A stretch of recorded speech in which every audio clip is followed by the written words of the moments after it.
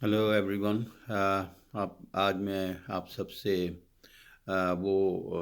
एक बड़ा अहम जो इस वक्त के कोरोना वायरस के नाम से है, जो पैंडेमिक पूरी दुनिया में फैला हुआ है और तकरीबन इंसानों की ज़िंदगी मुअत्तल होने की तरफ है और एक्टिविटी कम से कम हो गई है। मैं उसके मुतालिक कुछ प्रिवेंटिव मेजर्स बताना चाहता हूँ एज ए न्यूट्रिशनिस्ट, और उसके अलावा हेल्थ के ऊपर भी मैं ख़ासा आर्टिकल लिख चुका हूँ, हेल्थ एंड वेलनेस पे, हेल्थ एंड वेल बीइंग।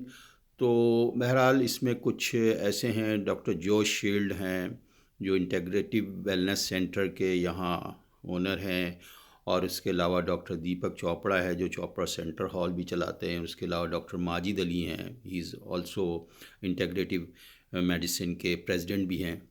तो उनके भी कुछ व्यूज़ को मैं समराइज़ कर रहा हूँ। डॉक्टर बुसवा रूप भी हैं। तो बहरहाल मैं सबसे पहली चीज़ जो बताऊँगा इसके अंदर ऑप्टिमल ब्रीदिंग पे, कि हम ये क्योंकि ये ज़्यादातर रेस्पिरेटरी फंक्शन को अफेक्ट करता है। तो ऑप्टिमल ब्रीदिंग में आप किस तरह से एक एज अ थेरेपेटिक ब्रीदिंग किस तरह की जाए, जिसमें कि योगा भी आ जाता है, कि हम जब सांस, गहरी सांस किस तरह लेते हैं, जो हमारे सेल्स और हमारे रेस्पिरेटरी फंक्शन को यानी लंग्स को पूरी तरह परफॉर्म करने का मौका मिलता है।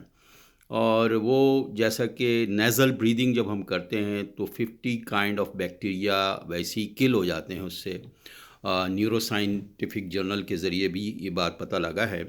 और इसके अलावा नेज़ल ब्रीदिंग से आपको आपके जो लेफ़्ट एंड राइट ब्रेन की एक्टिविटी भी कनेक्ट है। तो आपको सबसे ज़्यादा जिस चीज़ पे ज़ोर देना चाहिए वो ऑप्टिमल ब्रीदिंग पे है, जो कि मुंह से नहीं बल्कि नाक से सांस लेने चाहिए, और गहरी सांस लें और इसकी प्रैक्टिस भी करें और इसकी हैबिट बनाएं कि नेज़ल ब्रीदिंग जो आपको माउथ ब्रीदिंग में बहुत सारे ऐसे प्रोसेस हैं जो बाईपास कर जाते हैं नेज़ल ब्रीदिंग से। तो ऑप्टिमल ब्रीदिंग पे एक तो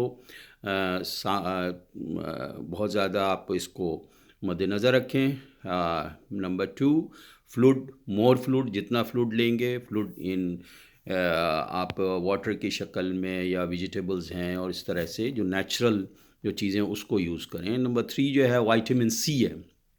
विटामिन सी पे डॉक्टर जॉर्ज शील्ड ने भी इसके ऊपर पूरा आर्टिकल लिखा है, और ये कि विटामिन सी जो है कैंसर सेल्स को भी मारता है। 129% जो विटामिन सी आपको लेमन में मिलेगा, फिर इवन क्लोव में भी मिलेगा विटामिन सी। तो ये आपके बहुत सारे यानी वायरस सबसे पावरफुल एंटीऑक्सीडेंट है विटामिन सी। तो विटामिन सी का इस्तेमाल आप ज़्यादा से ज़्यादा रखें। ये इसके अच्छा, उसके बाद मैं आता हूँ फ्रूट एंड वेजिटेबल्स का इस्तेमाल आप ज़्यादा करें इसके अंदर।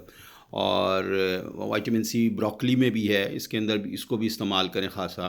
फिर ये कि हाथ का धोते रहना और ओवरऑल हाइजीन पे ख्याल रखना है। पर्सनल सेंसिटिविटी के ऊपर भी दीपक चोपड़ा और इन लोगों ने काफ़ी बात की है कि ये पर्सन टू पर्सन जो जाता है इसमें भी ख्याल रखना है।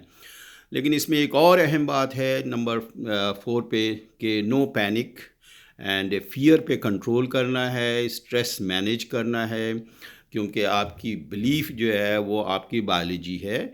और उसका तरीका किस तरह से किया जाए, इसमें दीपक चोपड़ा मेडिटेशन की बात करते हैं, माजिद अली स्पिरिचुअल कन्वर्सेशन की बात करते हैं, उसके अलावा प्रेयर्स हैं जिसके ज़रिए हम अपने पैनिक को कंट्रोल कर सकते हैं और फियर को कंट्रोल कर सकते हैं। क्योंकि फियर अगर ज़्यादा होगा तो न्यूरल एक्टिविटी उससे कंसर्न है, पूरा नर्वस सिस्टम उस पूरी जिस बॉडी की बायोलॉजी को चलाती है, तो उसको कंट्रोल करना है। उसके अलावा हेल्दी स्लीप है, increase numbers of hours in sleeping.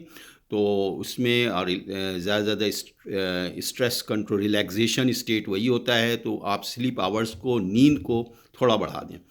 Fresh air और सनलाइट, ये खुद एक सारे वायरसेस को किल करता है। तो आप फ्रेश एयर को ज़्यादा से ज़्यादा लेने की कोशिश करें, सनलाइट में जाएं, और उसके अलावा ये है कि कंजेस्टेड एरिया से बचें, जहाँ ज़्यादा से ज़्यादा लोग जमा हो रहे हैं, गैदरिंग है, तो उससे ज़्यादा बचें।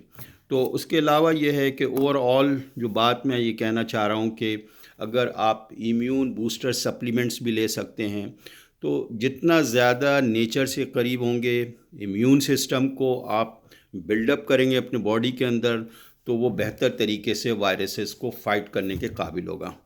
तो यही सारी कुछ पॉइंट्स मैंने आपको बताए थे, और इम्यून सिस्टम को बिल्डअप करने के लिए आपको जो सप्लीमेंट्स जो मैंने बताया वो है, और उसके अलावा आप we are the part of the nature, तो हम नेचुरल इससे ज़्यादा करीब रहेंगे तो हमारा इम्यून सिस्टम बहुत अच्छा होगा।